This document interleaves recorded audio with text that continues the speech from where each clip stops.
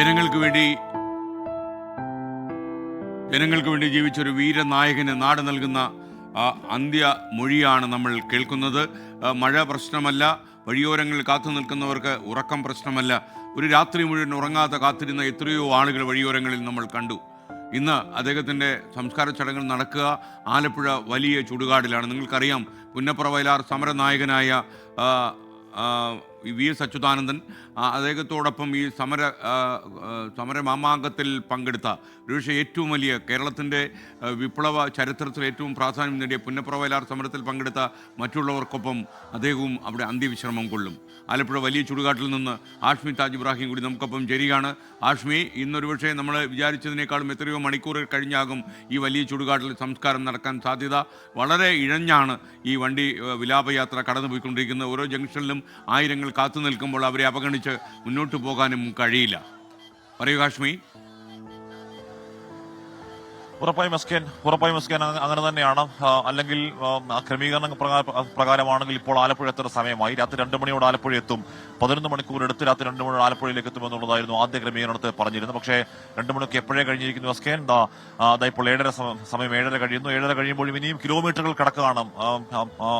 തിരുവനന്തപുരം ജില്ല കടന്ന് കൊല്ലം ജില്ലയുടെ വിവിധ ഭാഗങ്ങൾ കടന്ന് ആലപ്പുഴയിലേക്ക് കടക്കാൻ പോകുന്നതേ ഉള്ളൂ. ഇനിയും കിലോമീറ്ററുകൾ കിടക്കുകയാണ്. വല്ലാതെ വൈകും എന്നതിനകത്ത് തർക്കമില്ല. കാര്യം അത് വൈകുമെന്നായിരുന്നു നമുക്ക് ഏതാണ്ട് ഉറപ്പായിരുന്നു എസ്കേൻ. കാര്യം ആ ദർബാർ ഹാളിന് പുറത്തേക്ക് ഇറങ്ങുമ്പോൾ നമ്മൾ കണ്ടതാണ് തിരുവീതികളുടെ ഇരുവശവും തടിച്ചുകൂടി നിൽക്കുന്ന ആയിരക്കണക്കിന് 10,000-കണക്കിന് മനുഷ്യരെ. ഒരുപക്ഷെ അതിശോക്തിയില്ലാത്ത പറയാം, ആ ദർബാർ ഹാൾ മുതൽ ഇവിടെ ഇപ്പോൾ കായംകുളം KPSC വരെ ഇരു സൈഡിലും കണ്ണിപൊട്ടാത്ത ഒരു മനുഷ്യ മഹാമതിൽ, ഇരു സൈഡുകളുമായി മനുഷ്യച്ചങ്ങല എന്നൊക്കെ പറയുന്നത് പോലെ കണ്ണിപൊട്ടാതെ റോഡിന്റെ ഇരുവശവും അങ്ങനെ നിൽപ്പുണ്ടായിരുന്നു. രാത്രി പെരുമഴ പെയ്തു എസ്കേൻ.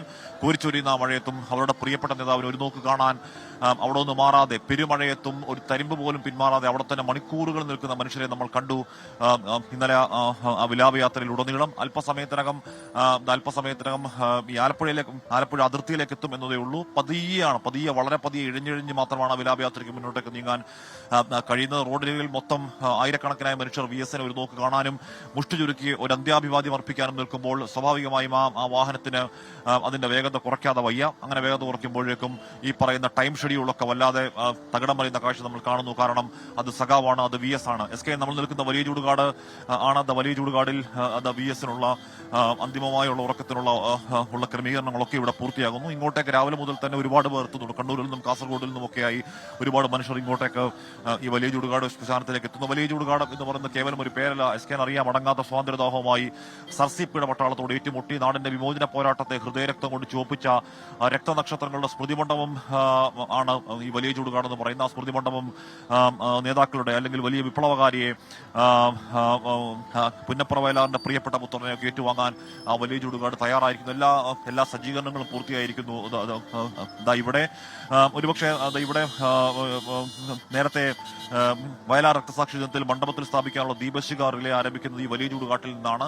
അന്നൊക്കെ സാധാരണ VS അച്യുതാനന്ദനാണ് ആ ദീപശിഖ കൈമാറുക. ഒരു 3-4 വർഷം മുമ്പ് രോഗാവസ്ഥയിലാകും മുൻപ് തന്നെ അതുതന്നെയായിരുന്നു രീതി.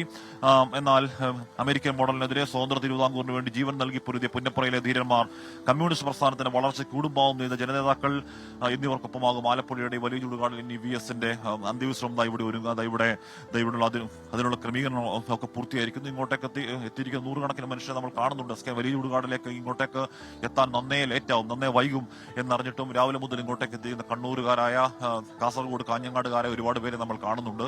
എല്ലാവരുടെയും ലക്ഷ്യം ഒന്ന് മാത്രമാണ്, ആ നേതാവിനെ ഒരു നോക്ക് കാണണം, ആ നേതാവിന് അന്ത്യാഭിവാദ്യം അർപ്പിക്കണം. ചേട്ടാ, എവിടുന്നാ?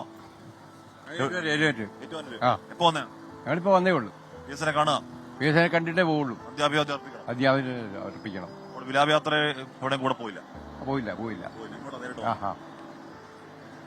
എവിടുന്നാ? അടുത്താണോ? ഞങ്ങളെ കോട്ടയം. VS-നെ കാണാൻ വേണ്ടി വന്നാണോ? എവിടുന്നേട്ടാ? ഞാൻ പൂഞ്ചാറ് പ്രദേശത്ത് അടുക്കെന്ന് പറയുന്ന സ്ഥലത്ത് നിന്നാ. ഞാൻ ഇന്നലെ വൈകുന്നേരം വന്നായിരുന്നു. അപ്പൊ അങ്ങനെ എസ്കേൻ നാടിന്റെ നാനാഭാഗത്തുനിന്നും വലിയ ചൂടുകാടിലേക്കും ആളുകൾ ഇങ്ങോട്ടേക്ക് എത്തുന്നു. വലിയ ചൂടുകാടിൽ ഈ നാടിന്റെ പ്രിയപ്പെട്ട പുത്രന് അവസാനമായി ഉറങ്ങാനുള്ള സ്വസ്ഥമായി സ്വതന്ത്രമായി ഉറങ്ങാനുള്ള അവസരങ്ങളൊക്കെ അതാ ഇവിടെ ഒരുങ്ങിക്കൊണ്ടിരിക്കുന്നു. വലിയ ചുടുകാട് വിപ്ലവ സ്വർണ്ണങ്ങൾ പേറുകയാണ് VS-ന്റെ വരവോടുകൂടി. അതിൽ പിന്നെയും വിപ്ലവത്തിന്റെ 100 ഓർമ്മകൾ ഇരമ്പിയ ചേർന്നത്.